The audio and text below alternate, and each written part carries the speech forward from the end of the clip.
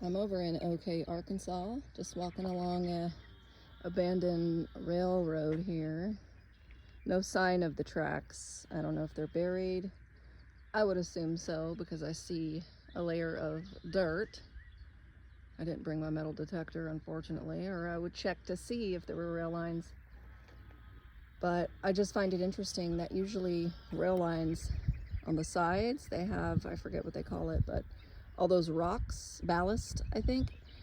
And you can see over there, they've put the ballast all along from there to the parking lot. But I just walked along this road and no one else is out here. I think I'm allowed to be here. It's technically part of the lake property, but the inside part that I wanted to get to is super flooded with swamp water. But if you look at OK, Arkansas, there's like this blue lake, and I wanted to go see it, and it looked like it had some abandoned buildings around it, but don't know if I'm gonna get there today. But I did think this was interesting because maybe this is what's under the ballast. This like step work foundation. So it just makes me wonder if this is what's under all railroad tracks.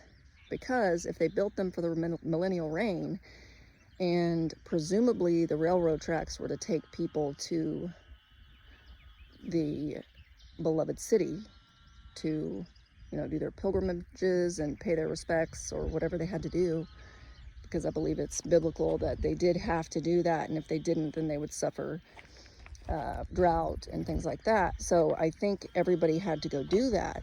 And so I'm sure they made it easy, and I also think that they would protect people from speeding trains. So if it's like up elevated, then it gives moms a chance to, get their toddlers away from the tracks before they make it up there. But it also gives people a way to get up to the tracks. So I wonder if railroads were all elevated at some point, and then since then there's been a mud flood.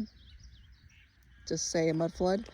We don't know what caused it, but obviously there's been mud laid, and there's a lot of flooded looking areas and buried structures with, buried floors and stuff like that. So it just makes me think that even when the railroads seem like they're level with all the buildings, maybe we're looking at the tops of the buildings and the rest is underground.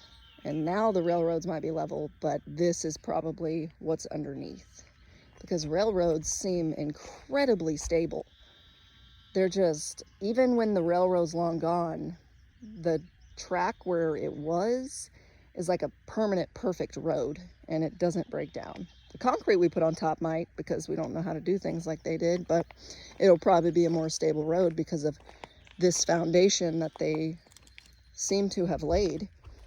So this, to me, does not look new, and I don't see why they would waste their time. It could be bedrock, but it's definitely built in a stair-step fashion. It may not be perfect, but it would be an easy way to climb up to the top if you wanted to catch a train somewhere from wherever you were. So I'm wondering if that's what the trains were for, and now we're just using them.